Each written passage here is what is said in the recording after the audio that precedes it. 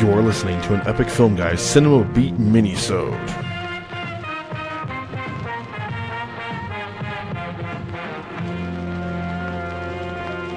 I'm Nick. And I'm Justin. We are the Epic Film Guys, and we'd like just a moment of your time to talk about an extremely important event coming up this May.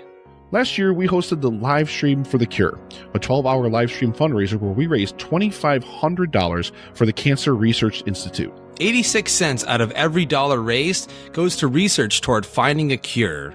And this year, we're aiming to smash that goal, and we need your help to do it. Join us from May 18th through the 20th for 30 hours of amazing live stream content from us and a whole host of amazing podcasters who will be joining us to try to reach $5,000. For more information, please visit www.livestreamforthecure.com.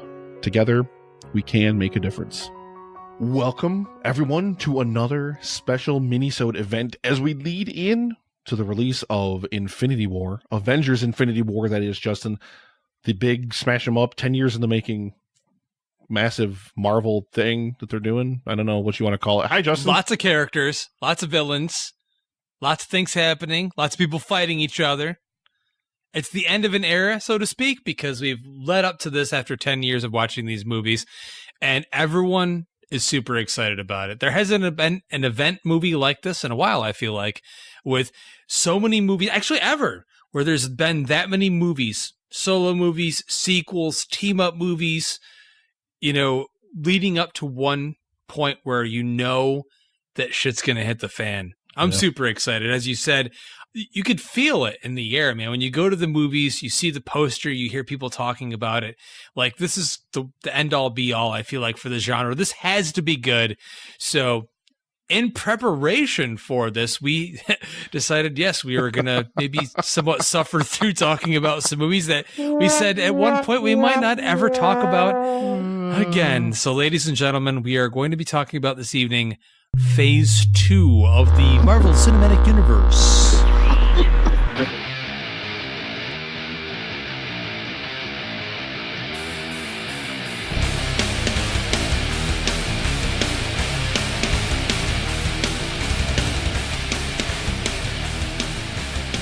Now, this is interesting. This is unique in the history of most of this because you lived up here back during most of these Phase 2 movies. So you and I went to see. Did we go to see every single one of these together, or was it almost all of them? 4. No, I moved here and saw 2 of them after. So that would have been Avengers moved, and Ant-Man. That's right. Yep. Yeah, okay. And Age of Ultron and Ant-Man, yeah. Yep, so we saw Iron Man 3 together, we saw Thor the Dark World together, we saw Captain America Winter Soldier, and we saw Guardians of the Galaxy together. And we did video review, I think, was it just of Guardians? I think we just did a video review of Guardians. That was after That's correct, the video version of the Epic Film Guys podcast started. And that was one of those videos we posted on YouTube a long time ago where I got a bunch of death threats just because I shit all over it.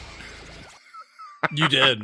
You were a hateful entity against that film. Oh, yes. And I was a little bit more kind to it, and I have over the years. I mean, let's face it, that film was 4 years ago, so I have definitely kind of really warmed up to it a lot, actually. So we'll we're see what happens with this. We're going to talk about Phase 2, and I will make no secret about this. I think that Phase 2 is, by a country mile, the worst of anything that Marvel's ever done, period. Like, just really just absolute complete shit and garbage. Justin just shut off his camera. He's so angry at the thought of talking about Marvel Phase 2. Did your camera time out on you? Yeah. It did. It timed out. Oh man, I did not specifically turn that off on you. No, I'm not doing anything under the table here that I don't want you to see. Because to be fair, you already know that if I was doing something, I'd want you to see it. So yes. I'm not hiding anything here. Nothing to be hid on the Epic Film Guys podcast. But no, I mean, to be fair, let's get it out of the way. Okay, so Phase 2 started with probably the only Marvel film that pissed me off so bad that when I walked out of the theater, This is back when you and I would actually go to a movie together. We would have beers beforehand. We would go watch the movie. And then sometimes we would just sit in your car and talk for sometimes 30 minutes and sometimes like 4 hours in the car after we saw the movie. Whether we loved it or hated it, really wanted to actually just flesh out our thoughts on it and get it out of the way, because that was what we did. And Iron Man 3 was that film. Iron Man 3 was that first movie that, out of all of them, I was like, man, you're really going to give me that movie after Avengers, which is one of the best comic book movies ever made? Go back in time a little bit, Nick, to 2013. Think about it. Do you remember the night? I remember we went and saw it at AMC in Vestal together. It was a midnight showing we saw. And I couldn't have been more disappointed. In Marvel, in Phase 1 overall was good. I really enjoyed the films in Phase 1, except for Iron Man 2, probably because that film was more of a mess than anything else. But it ended on a high note. It ended with Avengers, which is still pound for pound one of the top films the MCU has ever put out. And then they follow it up with Iron Man 3. And let's get this out here from the onset, Justin. We're not comic readers. So we don't approach Iron Man 3 from this aspect of everybody else, like, oh my god, the Mandarin's this big awesome character in the comics and you made him a joke, blah, blah, blah. Like, I don't care about what he is in the comics because I don't read comic books. Justin doesn't read comic books. So but the villain twist didn't work for you. It didn't work for me either. We didn't like it. It just did not. It didn't work for us. And if you're gonna tell me you're gonna give me the Mandarin, even though I don't read comics, I do know who the Mandarin is. I do know enough about a movie where leading up to it, I do my research, and I did, as I said on our Phase 1 retrospective, I did grow up watching the Iron Man cartoon in the 90s, and and when I was younger, I did read comics. It's just as an adult, I don't do it currently. So when I got that as the villain, I go, dude, the Mandarin to Iron Man is like what the Joker is to Batman, what Clown is to Spawn, you name it. He is the arch nemesis of our title hero. And when we got Ben Kingsley cast in the role, you're like, dude, how is this not going to be amazing? And then, of course, it turned out not being the case at all. Actually, it turned out being one of the most disappointing things ever. And we have Guy Pearce in the film. Okay, and I love Guy Pearce. Let's make no mistake there. But thinking about this movie just makes me frustrated because over time since this movie, I've really grown to love everything else Shane Black has done. And up until that point, knowing that Shane Black was doing it got me really excited. Kiss, Kiss, Bang, Bang, everything he's done. I actually almost every single thing else he's done or been involved with, I love. Except for Iron Man 3, and it's very frustrating to me.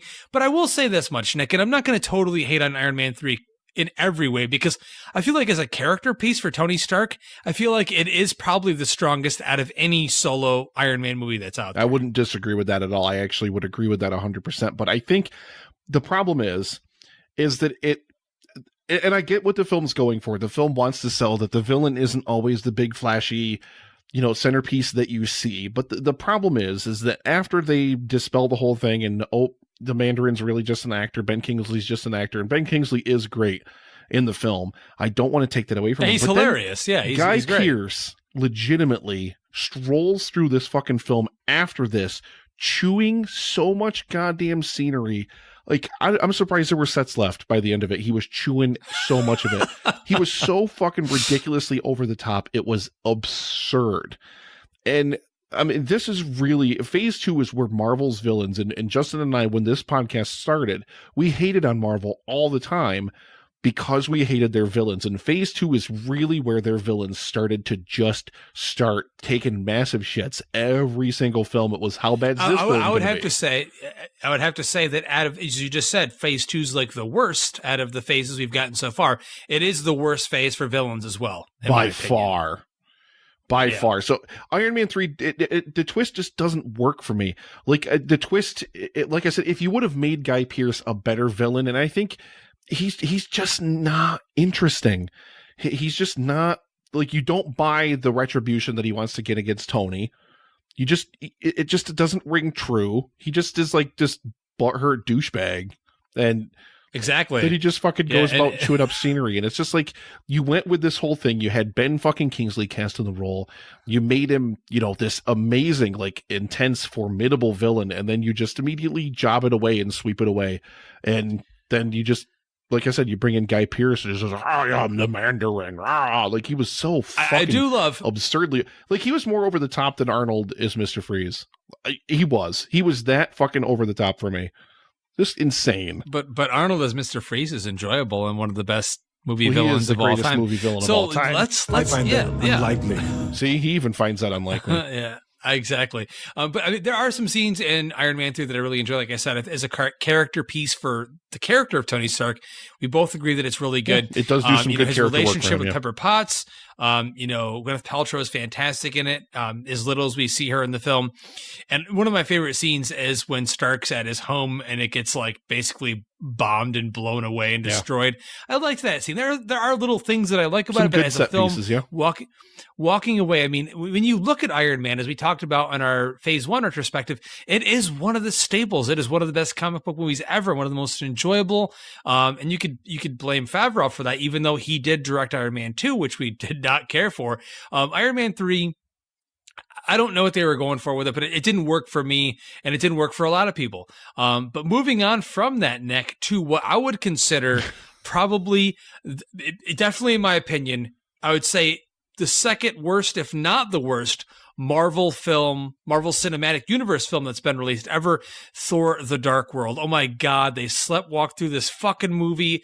There's nothing redeeming about this movie at all to me, other than the exchanges between Thor and Loki, which of course that's a given. But other than that, man, it features the I'll say the second worst Marvel villain ever put to screen. I'm just gonna. Shut up! Oh no! Wrong! Now shut the fuck up and let me do my job. Stop it! You wait! You fading! Shut up! Shut up! Fuck this movie. What a fucking piece of shit. Jesus Christ. You take Christopher Eccleston, who's a great actor, and you give him, like, legitimately Malekith the Dark. What a fucking piece of shit this villain was. This was really, truly the phase where Marvel just straight up did not give a fuck. And you put Alan fucking Taylor in the chair, and he just turns out one of the most mediocre pieces of shit. This is why Thor Ragnarok went in such a radically different direction, this film, because it's so bad. The villain's bad. You've still got Natalie Portman, who's a fantastic actress. They just don't know what to do with her. Like, nobody cares. And she sleepwalks through it. And she didn't want to come back for it in the first place. Let's make that clear. She fought tooth and nail to try to get out of it. It was supposed to have a female director originally, and then they brought in Taylor, because I think they were supposed to have a female director, and then she championed the female director, and she almost walked with her. But I think she was under contract or something like that. She was under contract. That's right. She couldn't get out of the contract, so she's stuck there along with this mediocre shit film, and it shows.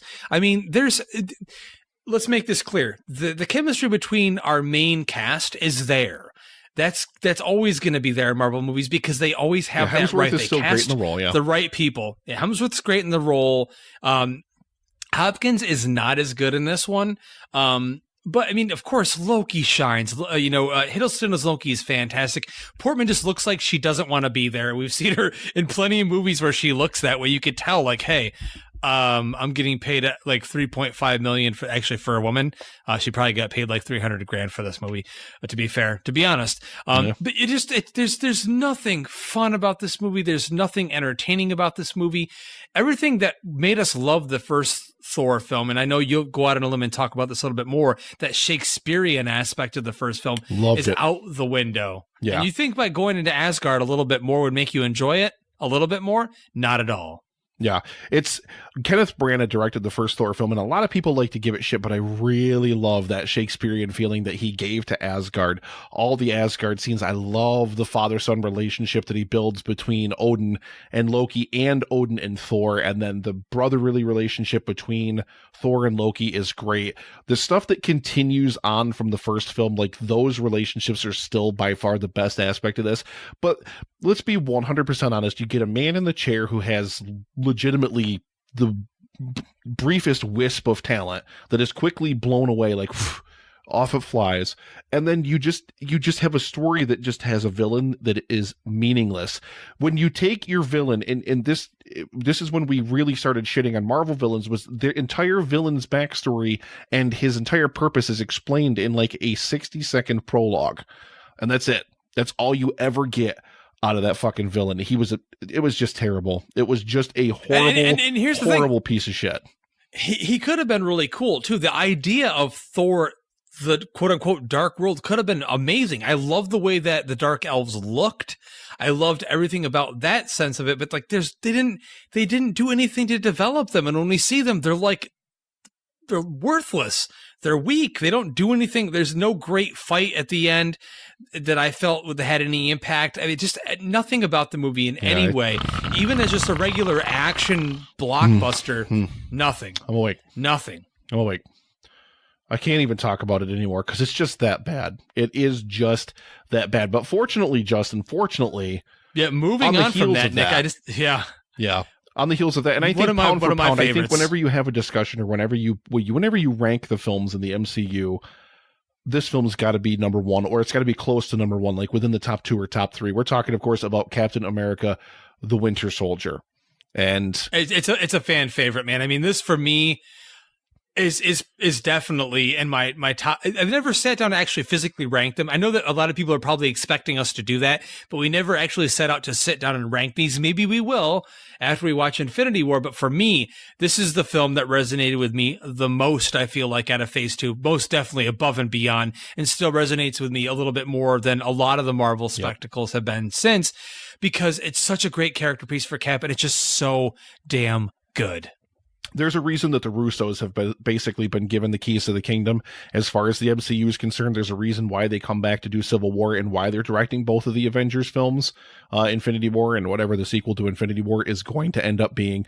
There's a reason why. There's a reason why, because this film is as good as it is. Now, I have problems with this film. I still dislike the fact that you only get legitimately like 3 minutes or 4 minutes of screen time from Bucky in this film. Jared did make a good point last week when we were talking about this, though, that Hydra's really the main villain of this film. I agree with him. I do agree with him on that. But even still, agree with him. But again, not to cut you off there, but dude, he's so fucking good in it though, and those scenes are so good with him in Cabinet, and the fights are so good with him in it. You're like, dude, why can't I have more of that? You know, it really teases you a little bit where you're like, dude, that's a little bit more of the movie that I wanted out of this, because make no mistake, this film features the best hand-to-hand combat in the whole, out of any of the Marvel films. Well, and let's talk about that as well. Let's talk about the action set pieces in this film versus especially the 2 films that preceded it in Phase 2.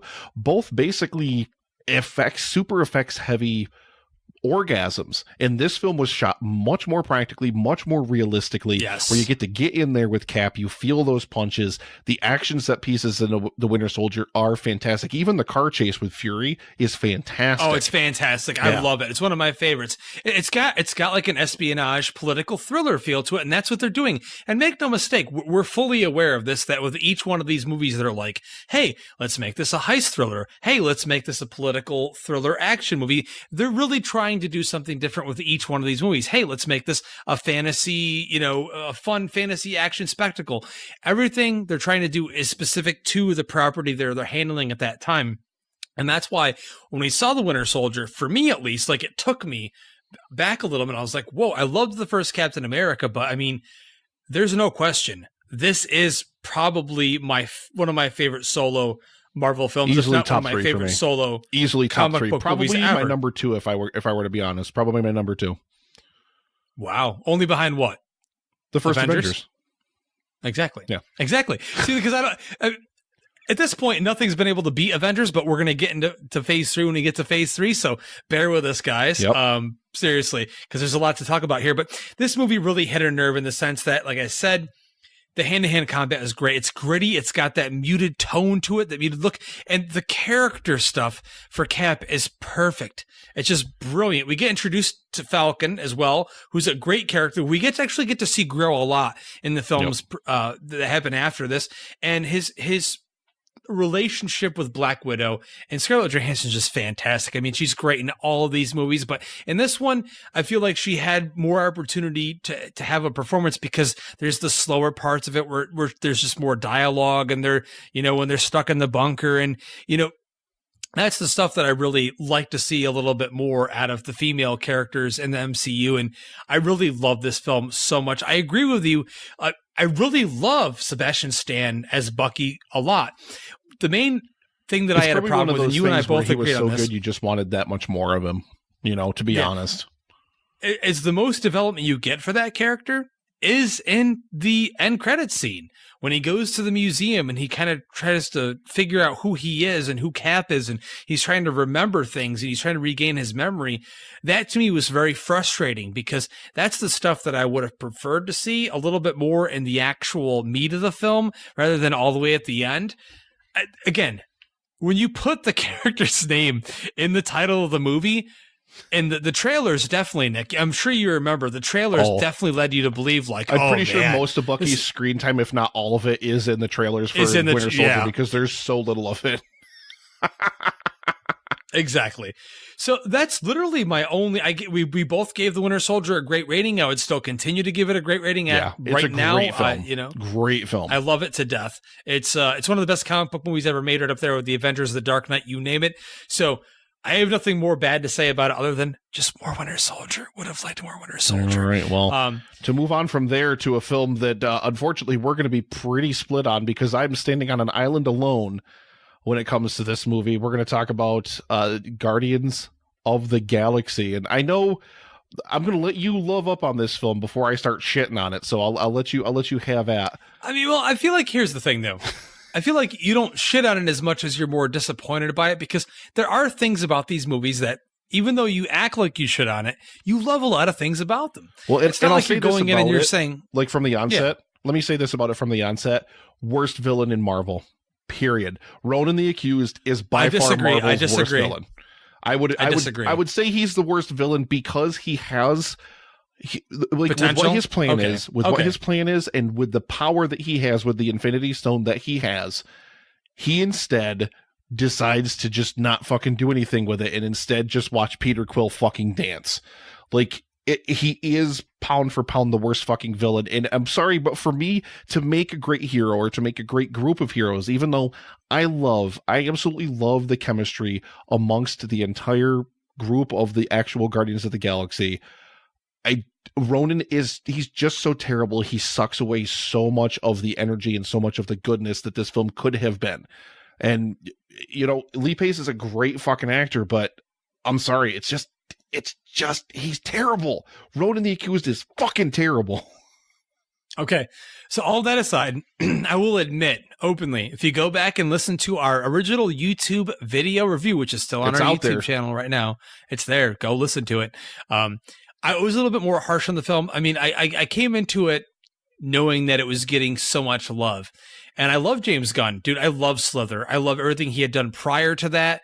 And he's a great talent. I love his sensibilities as a director. And I still love what he did with Guardians of the Galaxy to this day.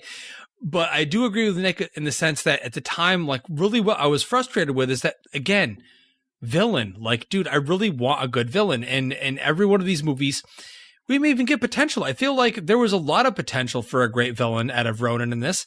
And he just became, again, another random, generic, I'm going to do this because that's what I'm set here to do. And a villain is supposed to do these things. So I'm going to, run of the mill, paint by numbers, go through the action. That's what we used to call Marvel, paint by numbers because of that. And the biggest, what they used to do with the biggest their problem villains. I have with Ronan the Accused isn't that he doesn't have the power to execute his plan and he's thwarted by the heroes. It's because he is let down by the script. You know what holds Ronan the Accused back? Do you know what defeats Ronan the Accused? It's the fucking script of this film. He has an Infinity Stone. He has the ability to do all of this fucking shit. He lands on the fucking planet and he just watches Peter Quill fucking dance.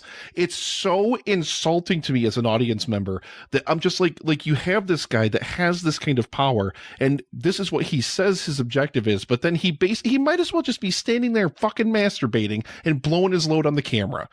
Right in my face as a fucking audience member, because that's what I felt like watching Ronan the Accused. You take all the good things about this movie, the amazing chemistry amongst this fucking team. Dave Bautista as fucking Drax is amazing in this fucking movie. I love Chris Pratt. I love him from Parks and Rec. I love him as Peter Quill. Dude, the whole cast of this is amazing. Zoe Saldana is fucking amazing. Even Vin Diesel Bradley saying Cooper 3 is words Rocket is Raccoon. great.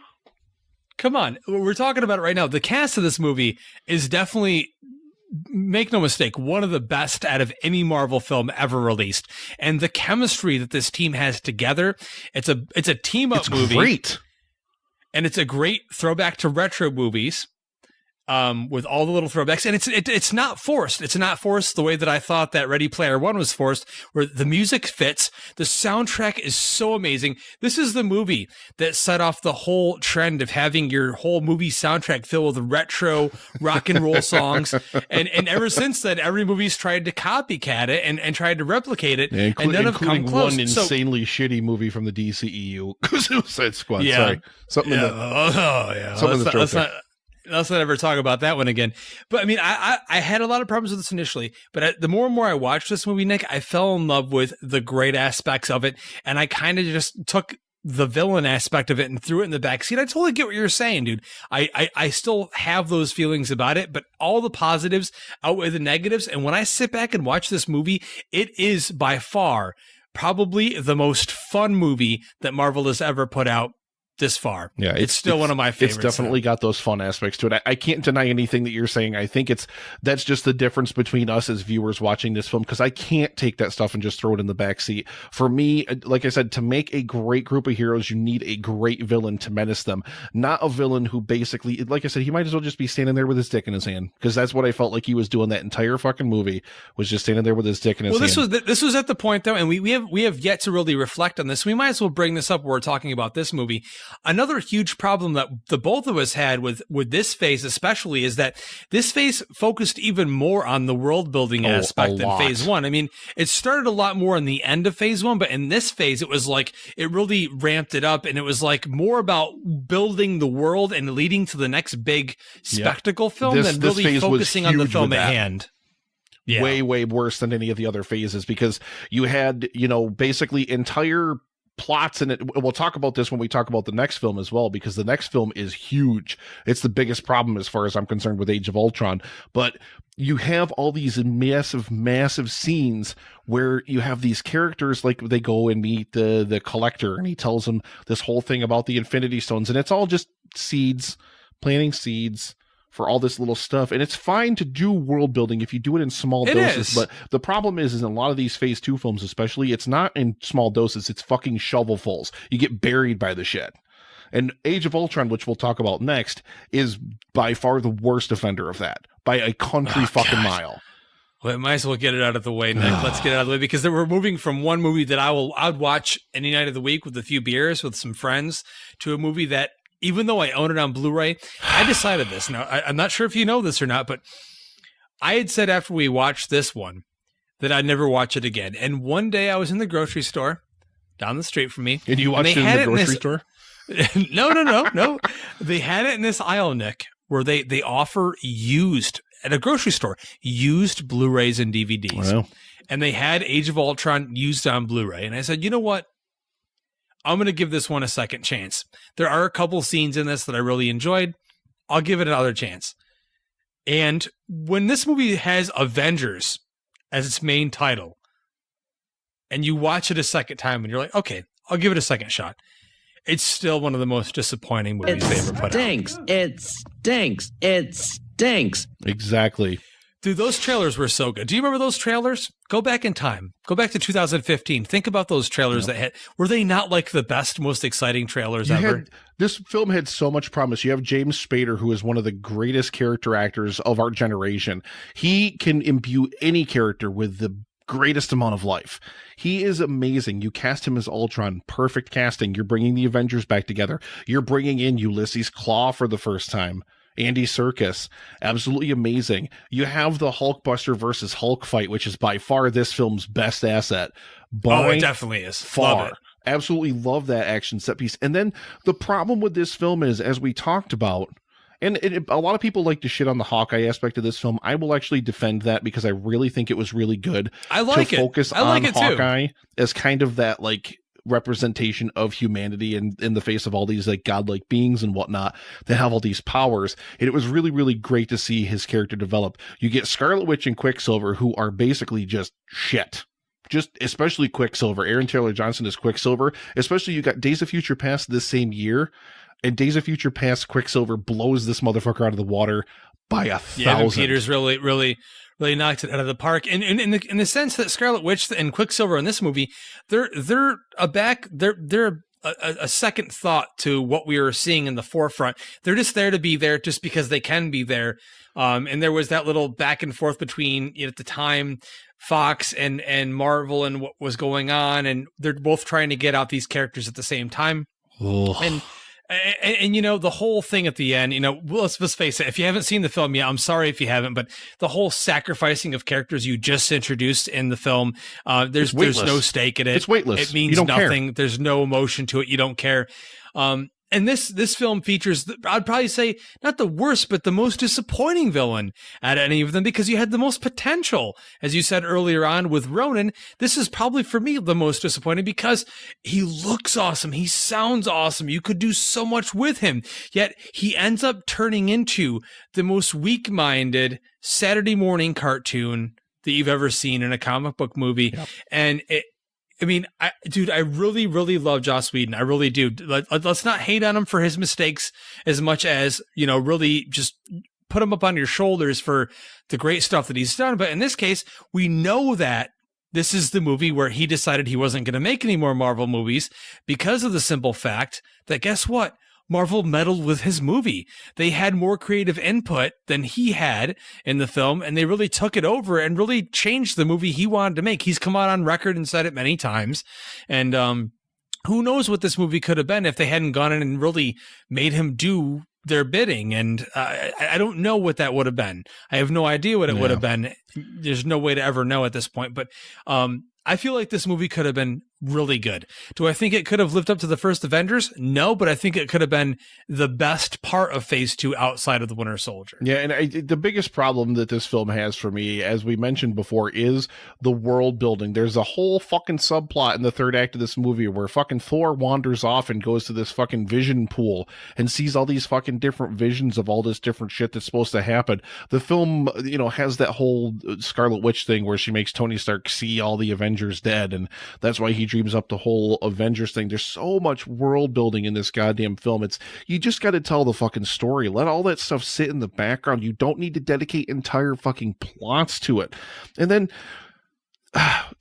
and I've lamented this a lot of times when we talk about superhero films, is that superhero films as a genre seem to have this trope where they have to have this bombastic, massive CGI action set piece for a finale. Jared mentioned it over here in the live stream. The final fight sequence is just boring as fuck. It's just endless CGI robots. Just like there's that shot of them all in the thing where they're all surrounding whatever the device is to keep the island afloat or whatever the fuck it is. I don't even remember.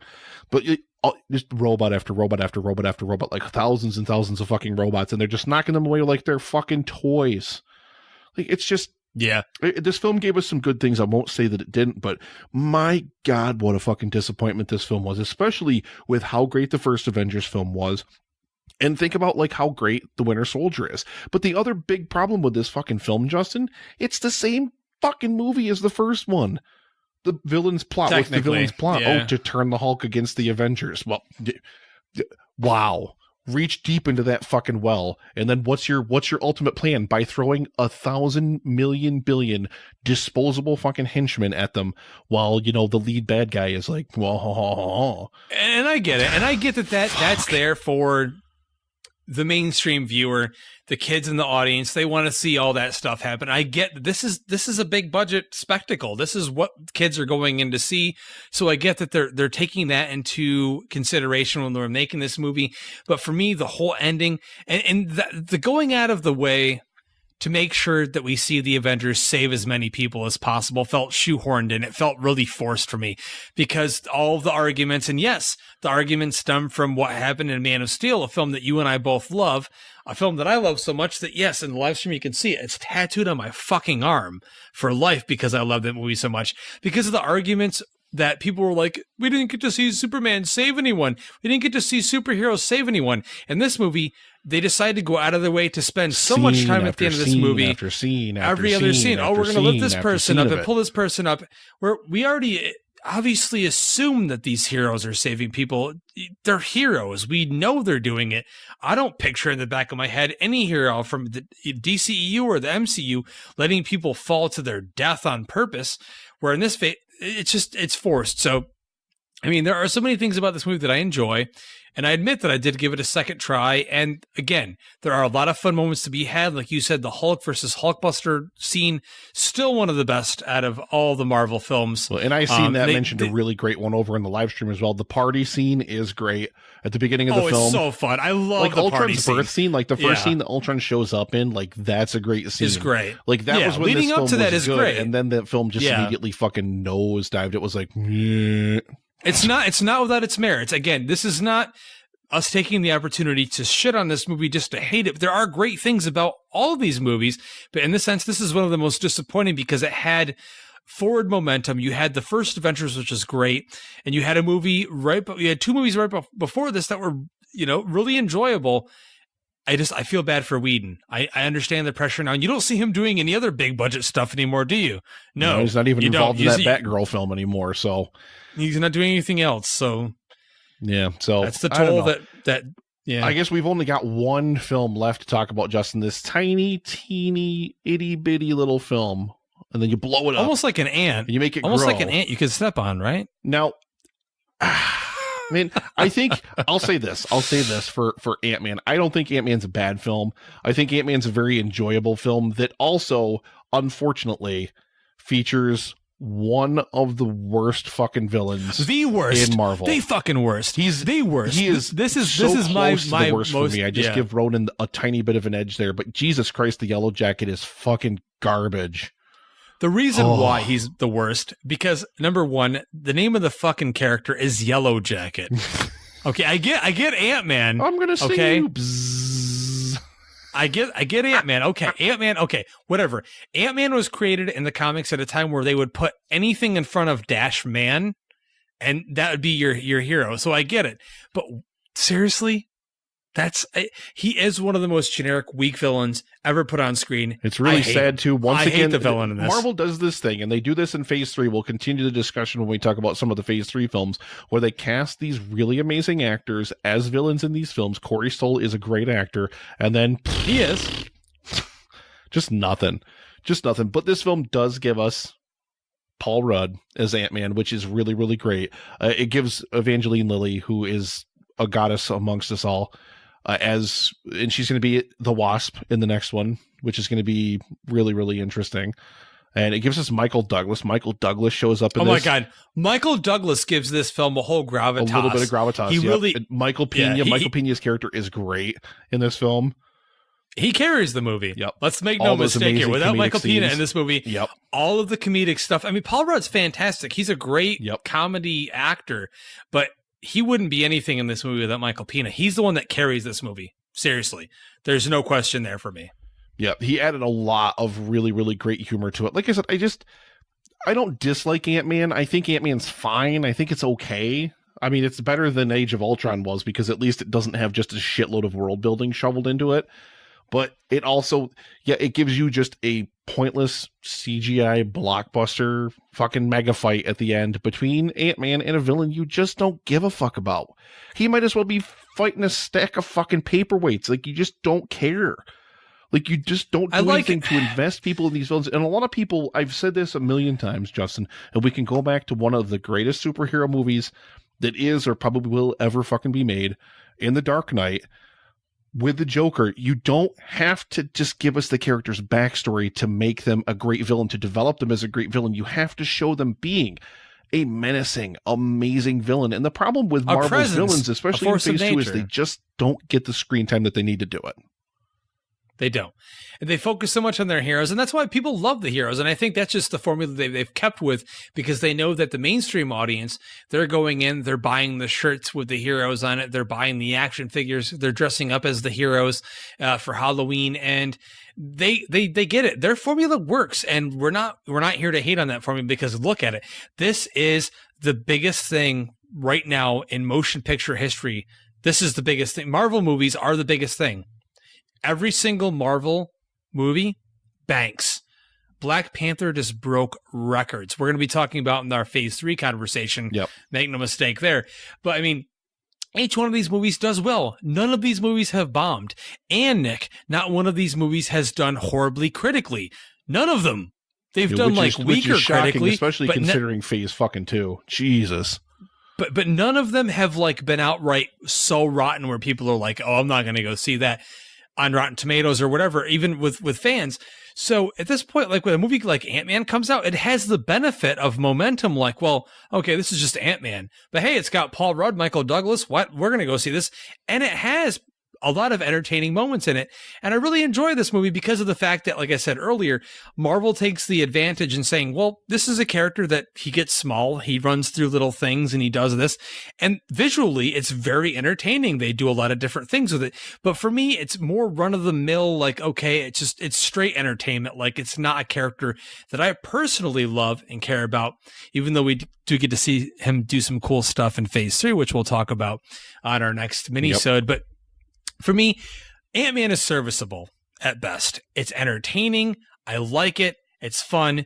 But it also has my most hated villain of the MCU, a piece of shit villain, a wasted villain, a villain that literally fights on the top of a toy fucking train and spouts off horrible one-liners as he does so enraging to me. And I get a lot of people like, well, what do you expect? It's just a comic book movie. What do you want out of these things? You know what I want? I want people that are competent behind the scenes, that are sitting down at that table in the office full of suits saying, you know what? We can make this a little bit better. We can make this a better movie than what people expect it to be. And it's possible. What kind of film it is. It doesn't matter what kind of film you're making. You can still develop compelling, interesting characters who you actually give a shit about watching. If you don't do that, then you're not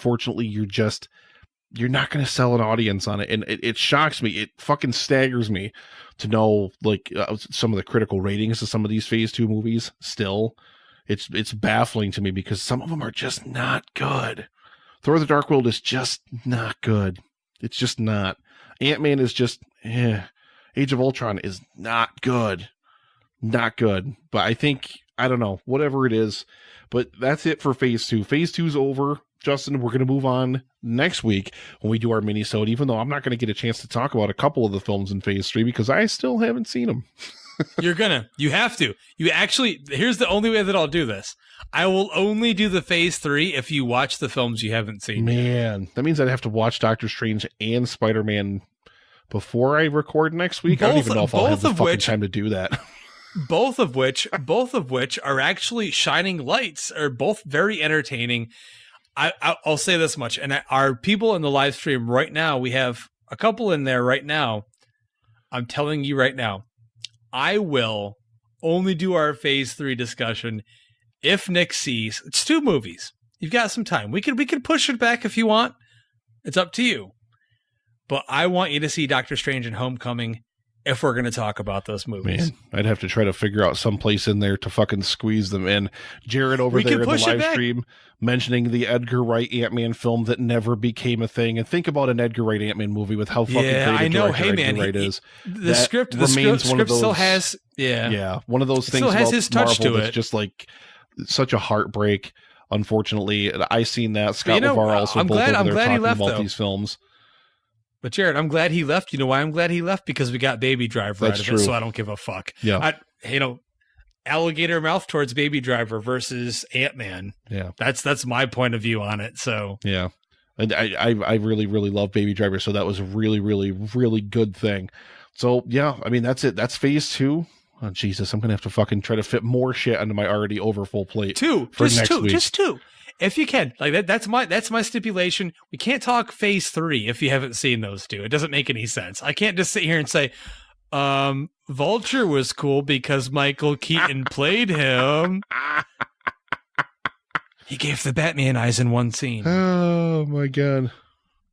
Hey, it looks like Scott LeVar in the live stream said he wants to watch Spider-Man Homecoming with you together. Hey, he doesn't even live said far he'd away. bring some beers for you. He said he'd bring some beers. Actually, he has 4K over there. Man. He can watch it in 4K. You can go over to his place and watch it in 4K. I don't watch things in 4K. It's an inferior format. It's garbage. Anybody that owns a 4K TV should burn it.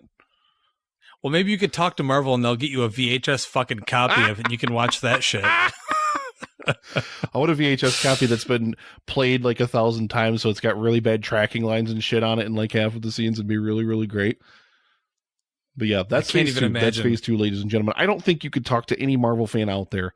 Any Marvel fan. We had Joey DiCarlo from So Wizard. Phase 2 has his favorite superhero movie of all time, Winter Soldier, and his most hated MCU movie, Age of Ultron. He absolutely was shitting all over it. And Jared Taylor, Winter Soldier, is not only the best of Phase 2, but the best MCU film. It also has the worst film in Thor: The Dark World. So, man, this phase, I mean, aside from Winter Soldier and Guardians of the Galaxy, which a lot of people, aside from myself, really love, this phase was just forgettable at best, and at worst, a complete fucking disaster. Just complete shit show. So there it is. Let us know. We're going to post this over in the Hopesters Dumpster. Once it posts up, this will go live next Monday, the 23rd, before we record next week's show. So make sure you let us know your thoughts on Marvel Phase 2 as we continue steamrolling, Justin, toward Infinity War. Infinity War. I'm super pumped for it. We're all about it. Nick is excited, which is a rare occasion when he's excited about a Marvel movie. So yes, we are in rare form here, ladies and gentlemen. Russos and Black Panther.